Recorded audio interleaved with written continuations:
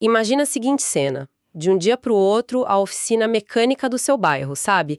Aquela acostumada com graxa, barulho de motor, Uhum. precisa começar a seguir as mesmas regras de segurança de uma subestação de energia. Parece um exagero, né? Parece. Mas é exatamente essa revolução silenciosa que está acontecendo no Brasil com a chegada dos carros elétricos. Sejam bem-vindas e bem-vindos. A nossa análise de hoje mergulha numa série de documentos da consultoria ARM 59, assinados por Alberto Maier. Um material bem denso. Muito. E esses materiais são um verdadeiro mapa para a gente entender como uma nova interpretação de uma norma de segurança, a famosa NR10, Certo. está virando de cabeça para baixo o mundo da manutenção de veículos elétricos e híbridos aqui no país. A nossa missão aqui é desvendar o que essa mudança significa na prática, sabe? Lá no chão da oficina. No dia a dia, exato. Quem realmente é afetado por isso? Quais são os novos riscos e as exigências que surgem? E, principalmente, como as gigantes montadoras, as escolas técnicas, as concessionárias, como todo mundo precisa correr para se adaptar. E não ficar para trás. Ou, pior, para não encarar consequências legais bem pesadas. Ok, vamos analisar isso. Para começar, o ponto central de tudo é uma mudança de conceito. Parece pequena, mas é gigantesca. Muda tudo. A nova leitura da NR10 basicamente diz que um carro elétrico não é mais só um carro. Ele passa a ser classificado como uma instalação elétrica móvel de alta tensão. Um nome que assusta um pouco. Soa muito industrial, né? Quase assustador para um veículo. O que isso muda de verdade no dia a dia? Bom, como eu disse, muda tudo. Porque essa não é uma simples mudança de nome, é uma reclassificação jurídica completa. Jurídica, essa é a palavra. Exato. Traduzindo isso para o dia a dia da oficina, o trabalho de consertar um carro, que sempre foi visto como mecânico, agora é legalmente equiparado a um serviço de alta complexidade em eletricidade. Nossa! Aquele ambiente que a gente conhece, com ferramentas, peças, passa a ter que seguir uma disciplina de segurança que, até então, era exclusiva do chão de fábrica de uma indústria pesada, de uma usina. Então a régua subiu. E muito. O documento da RM59 detalha como deve ser a formação desse novo profissional, certo? Ele fala de um tripé. Exatamente. É um tripé que sustenta toda essa nova realidade. O primeiro pilar, que é o mais óbvio, é o conteúdo técnico. A parte de saber consertar o carro em si. Isso. O profissional precisa dominar a fundo a arquitetura de alta tensão do veículo, o sistema de gerenciamento da bateria, o famoso BMS, os inversores. Ok, toda a parte elétrica de potência. Perfeito. Mas aí vem o segundo pilar, que é a grande novidade: competências de segurança. Que é onde a NR10 entra com força. Com tudo.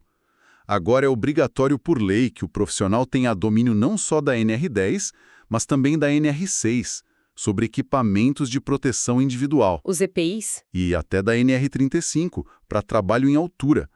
Além, claro, de saber todos os procedimentos de emergência. Espera aí, trabalha em altura.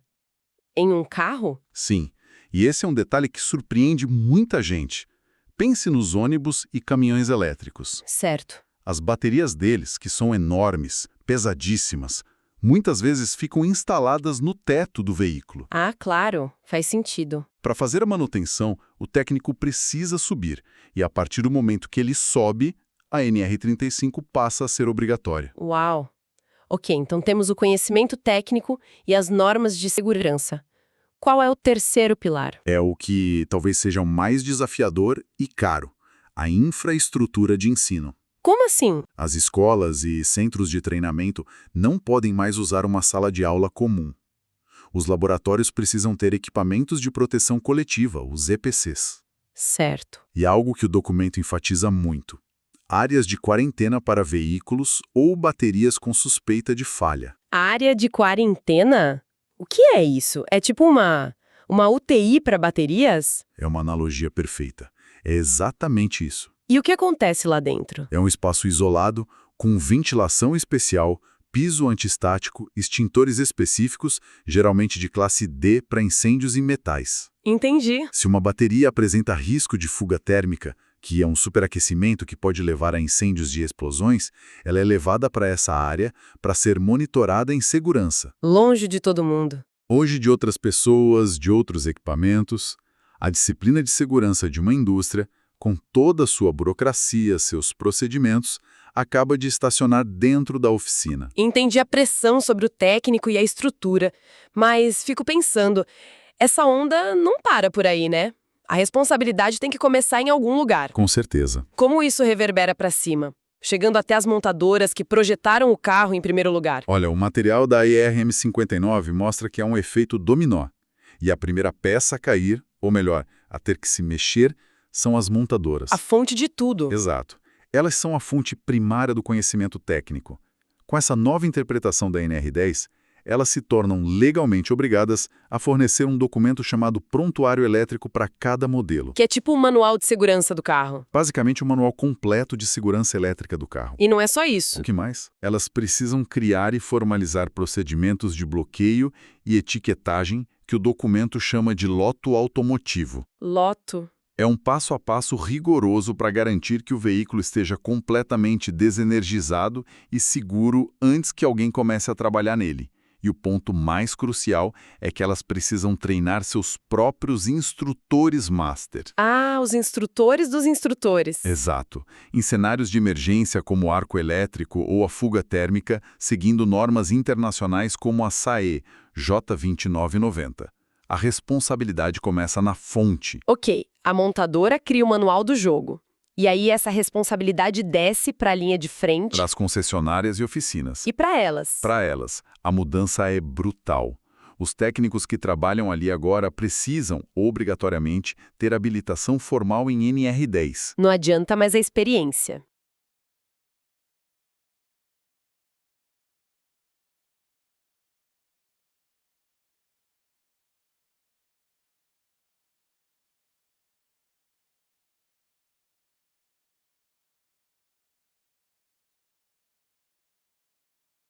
Elas precisam criar e formalizar procedimentos de bloqueio e etiquetagem que o documento chama de loto automotivo. Loto? É um passo a passo rigoroso para garantir que o veículo esteja completamente desenergizado e seguro antes que alguém comece a trabalhar nele. E o ponto mais crucial é que elas precisam treinar seus próprios instrutores master. Ah, os instrutores dos instrutores. Exato. Em cenários de emergência como o arco elétrico ou a fuga térmica, seguindo normas internacionais como a SAE, J2990.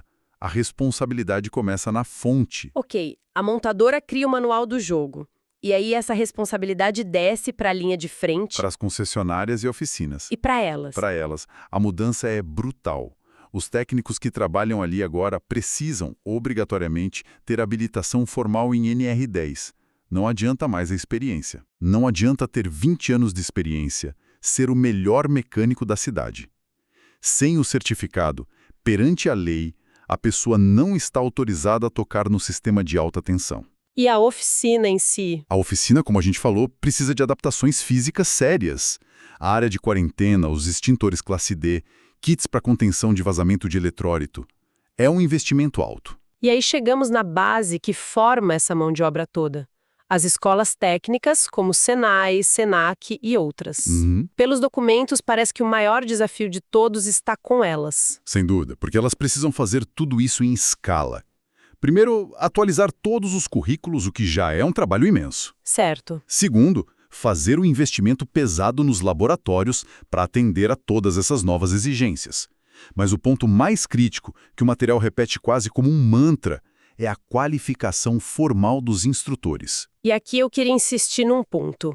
Uma escola como o Senai tem décadas de experiência formando os melhores profissionais do país. Sim, claro. Essa nova regra realmente invalida todo o conhecimento prático acumulado por um instrutor veterano, o famoso professor cascudo? Essa é a questão mais delicada e é a que gera mais resistência. E a resposta, segundo a lei, é sim. Nossa. O conhecimento prático continua sendo valiosíssimo, mas ele por si só não tem mais validade jurídica para o ensino de alta tensão. A lógica é a da documentação. Exatamente. A lógica é a da responsabilidade documentada. Em caso de acidente, um juiz não vai perguntar se o instrutor era experiente. Ele vai pedir o papel. Vai perguntar se ele tinha certificação formal exigida pela NR10 para ensinar aquele conteúdo de risco.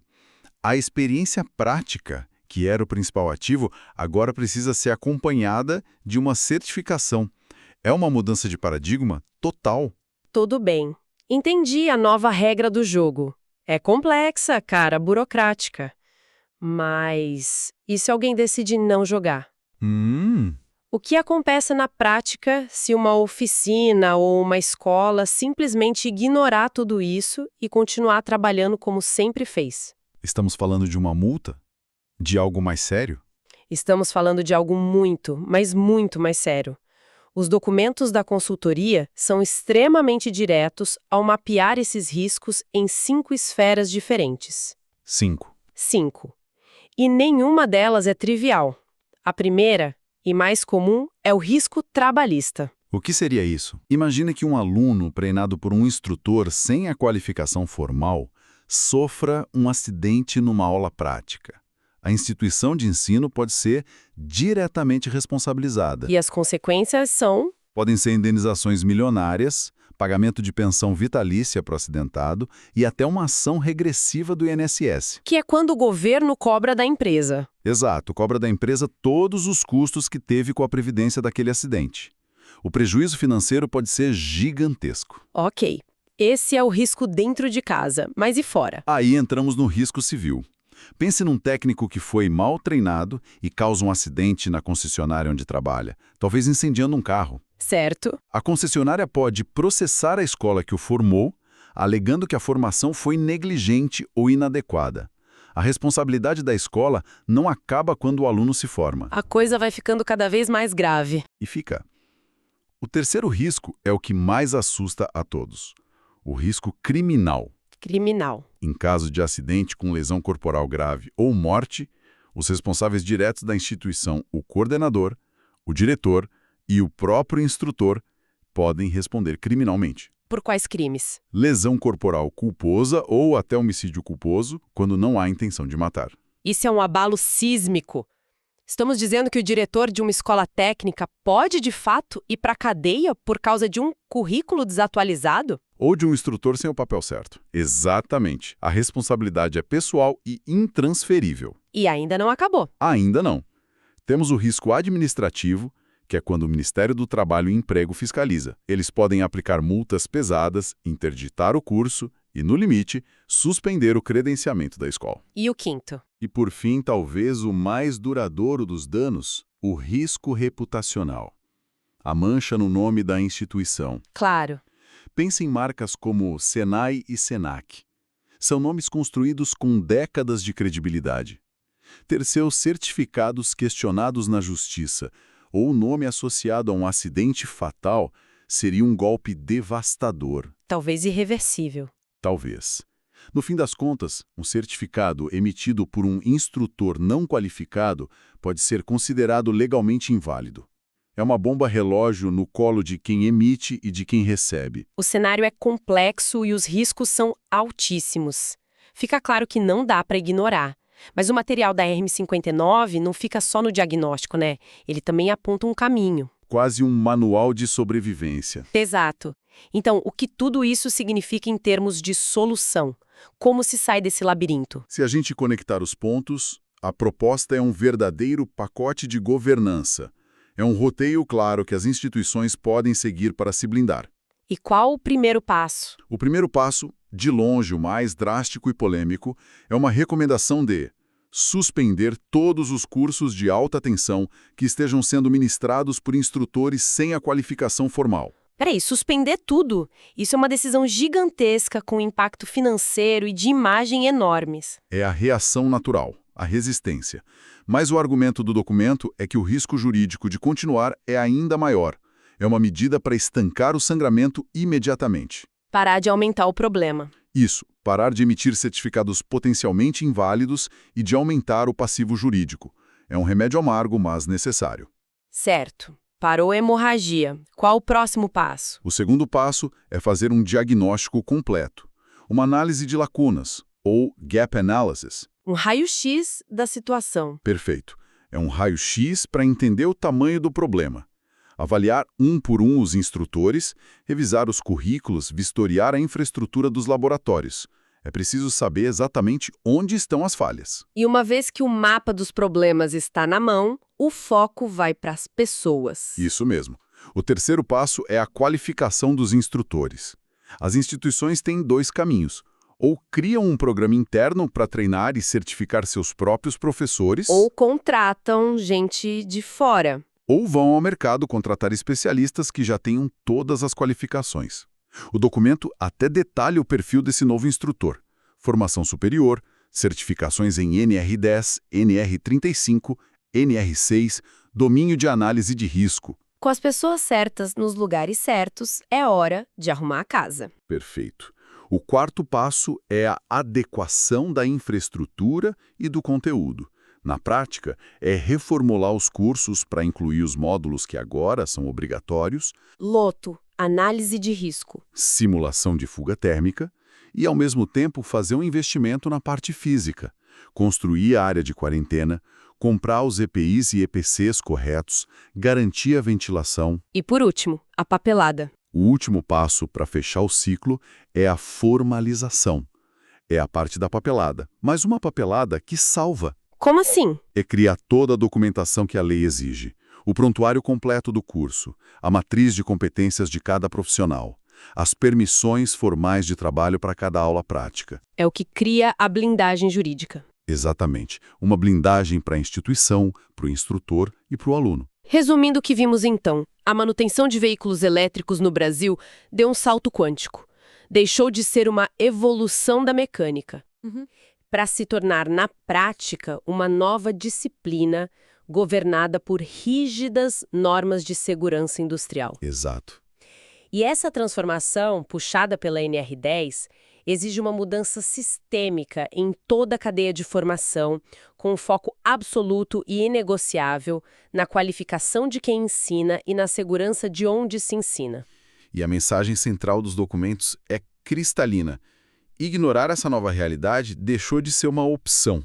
Não é mais uma questão de se vai dar problema, mas quando e qual tamanho. Certo. As consequências, como vimos, vão muito além de uma multa.